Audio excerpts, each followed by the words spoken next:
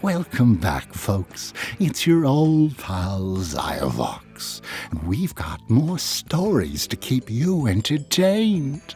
Hope you weren't too startled by the spooky festivities this past weekend. We don't want you dying on us. After all, we've grown attached to having you around. So, without further ado, let's roll the film.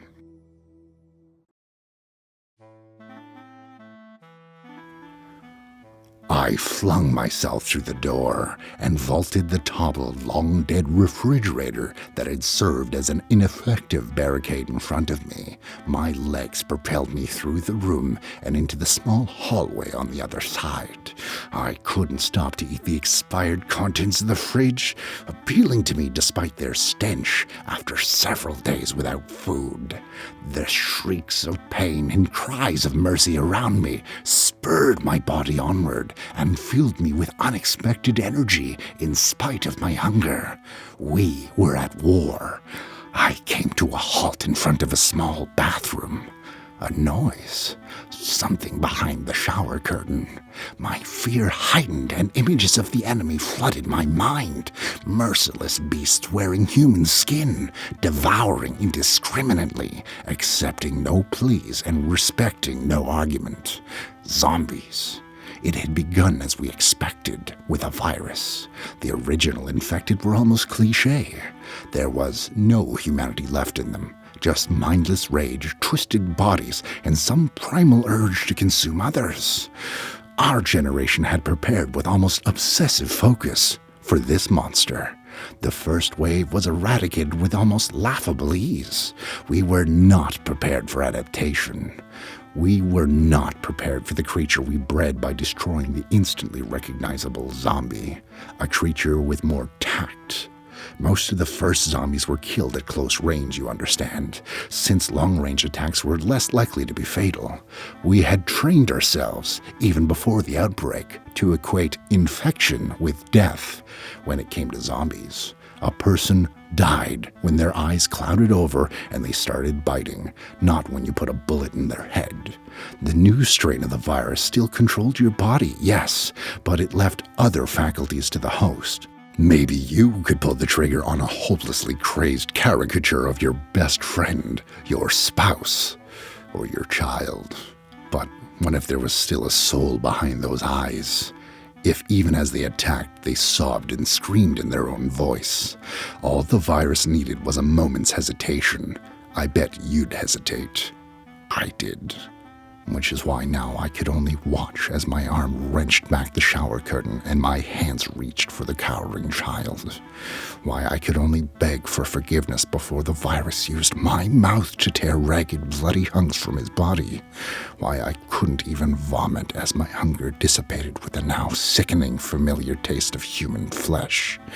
We are at war, and I am the enemy.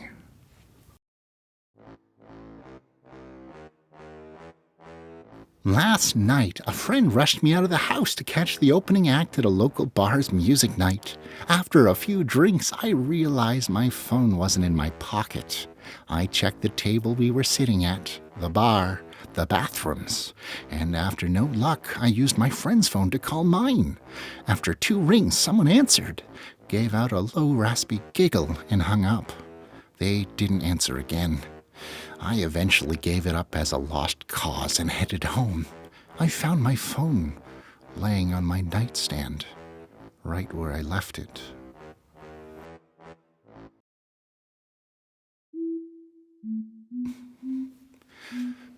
Here they come again, the brave ones. Another Halloween night, and the kids are back, here to prove their fearlessness. The old house's floorboards creak beneath their sneakers. Only half an hour until midnight, so I have to work fast. I started with their flashlights, blowing against it so that it flickers. but this inspires little more than a nervous giggle. 15 minutes until midnight. Time to take things up a notch. I hover to the ceiling and will my body into flesh. My every nerve is on fire, but they've given me no choice. I force drops of blood to trickle from my nose, but the boys below don't notice. I knock against the ceiling, but they won't even look up. I thought this place was supposed to be haunted, says their leader. What a joke. 5 minutes until midnight. I'm running out of time. With the last of my strength, I scream, so loud that they finally turn and look at me. I like to think I put on a good show. I sway from an invisible noose, and the blood flows freely from my nostrils now. A couple of drops hit a skinny one with the crew cut. The boys scream and run into the night, just in time. Below me, I hear the thing turn. Its disappointment palpable. For now it sleeps, but one day I will fail. The boys will be too brave, and I won't scare them out in time. One day they will wake it.